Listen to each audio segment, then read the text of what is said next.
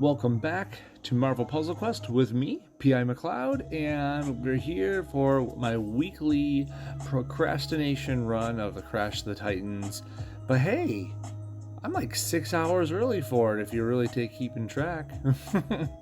I feel, I don't know how they say blessed right now for actually getting on this early to do this. I don't know, actually had a easier weekend, so I have this moment to do this. Look at the screen, by the way. Shield resupply, dupe, a dupe cover at day 3385. Why is that important? Because that's kind of weird. We only just not even 100 days ago maybe had an Icarus cover come up for 4 stars. And if you've been following along, they keep things in line, as they release these covers in the resupply in the order that the character was released.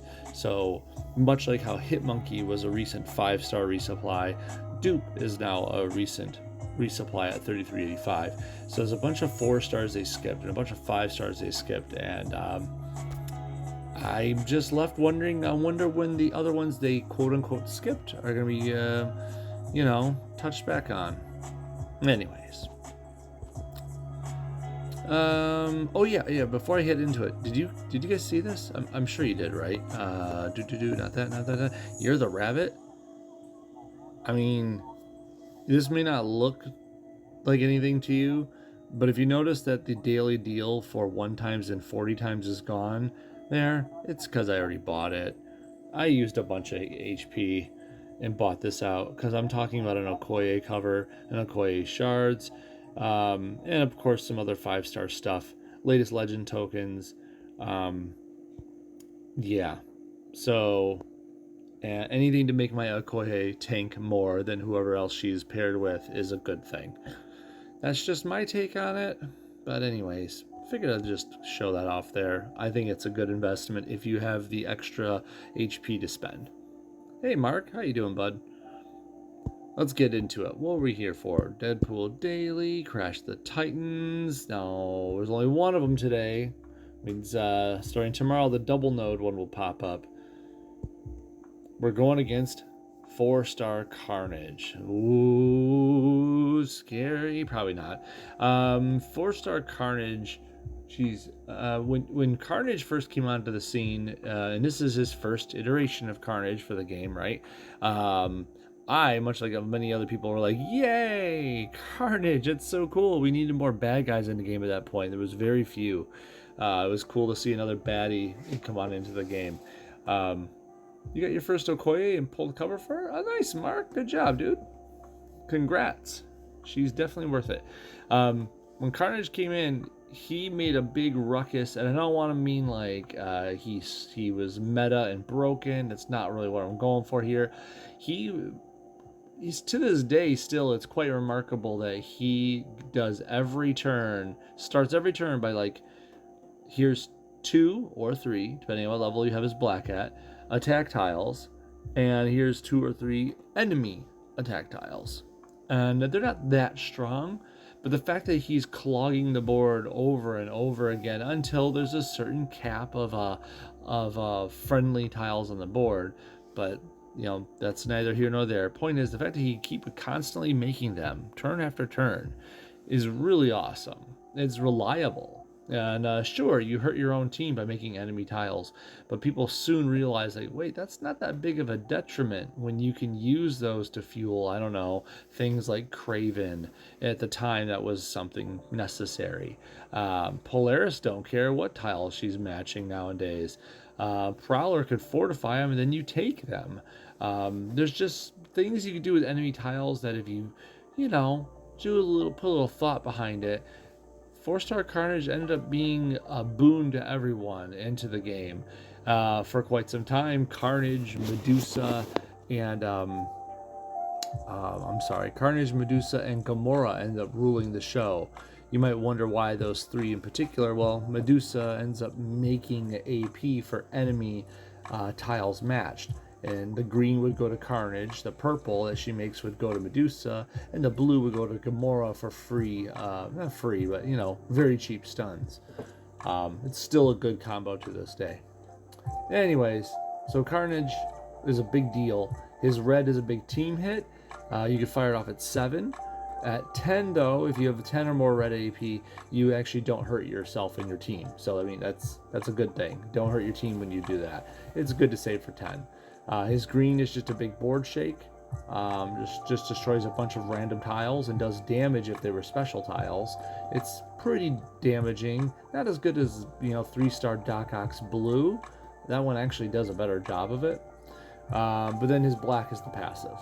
So, now that we know our enemy, let's get in there. Prowler, Aaron Davis. When Prowler came into the game, he didn't really shake up anything either, and people weren't really wowing and oohing at him like they were for Carnage. It's not that he was bad, it was a little lackluster, and it still kind of is. So let's just call it what it is right now. His purple on the Prowl, okay? I'm gonna put up to 5 just so you can see the difference here. At the start of each turn, you fortify 2 enemy strike, attack, or protect tiles. But when you match a fortified enemy strike, attack, or protect tile, you steal it and improve it. You can improve it by a good amount too, to be quite honest. But this requires enemy tiles to be out there. And you're not always guaranteed to have enemy tiles on the board unless you're going up against, for PvE purposes, the mindless ones, for example. Those will always put tiles on the board, but then you have to be able to match them too. Fortifying them isn't doing you any good unless you can actually match them. Now, if you read between the lines, this ability also is really good and synergistic with people like, Shuri, because Shuri needs so many fortified tiles on the screen before she can start reducing costs. Or not to mention, if you match a fortified tile, Shuri also hurts the enemy. It has an extra passive ability with that. So fortified tiles can a cheap and easy way to make fortified tiles is a good thing. So you could imagine how Shuri, Prowler, and Carnage together would actually be pretty good, because he'd be fortifying Carnage's enemy tiles that he's making, helping Shuri get to her goal. So, but that's niche. That's not a everyday strategy. That's not something everyone would use on every fight. And you have to really plan something around it to make it work. His blue's good. It's a little pricey at 10, but it is a stun for 3 turns, and it does damage as well. So damager, stun, and if you have more strike, attack, projectiles in the enemy team, and it does extra damage to all the other enemies. So it's not bad. Is it the best stun around? Not even close. Is it the cheapest stun around? Nope, not even close. But is it a stun with damage that does team damage potentially? Yes, it is. That's something that's kind of remarkable. And then finally, there's his black. It is the priciest of his abilities at 11, but you create friendly tiles, some enemy tiles, which Prowler don't mind one bit, and then he goes invisible for 3 turns, 2 at this level, 1 at that level. Just depends on how long you want to be invisible for. For purposes of one-on-one fights, I suggest putting it up to 5, because quite honestly, being invisible for longer, since you're the only person on the team, just saying, you can get away with a lot of stuff in that time. Anyways, ready to get into it? I think I am. I'm going to take off these boosts. We're getting to the fight, and we're going to turn on the animations. Okay, Prowler versus Carnage. Let's go. We want... Oh, hey, Slack Cat. How you doing, bud? Didn't even see you over there. Sorry, I was too busy monologuing. Okay, so we want, for Prowler's purposes, we want purple. No, not purple, I'm sorry. We want blue and we want black. Purple ain't bad for damage purposes, but really, we don't really need it. Let's just be honest. We'll take the blue, because stuns are a good thing. Get used to that animation. If you turn your animations on and there's Carnage is out there, you're going to see him do that every turn. He was made back before people clamored against having, animations be shortened or lessened for time conservation.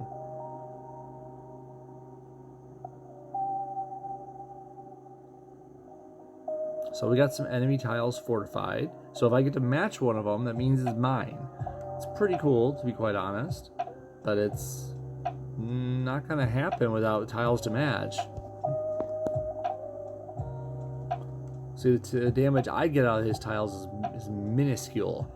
But he gets much better damage out of it. So you got to be able to turn it around soon enough, hopefully. But I'll take any blacks and blues I could see, if I could see some. I'll take the purple, I guess, just for match damage at this point.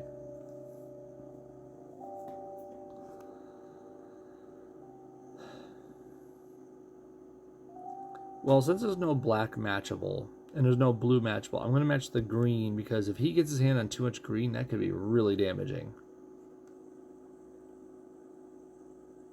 Of course, I'm thinking of him of like a champed 4-star sort of way, so probably not the same. But, you know, I'd rather keep my habits intact. I guess in this case, we could run the team up just for extra match damage.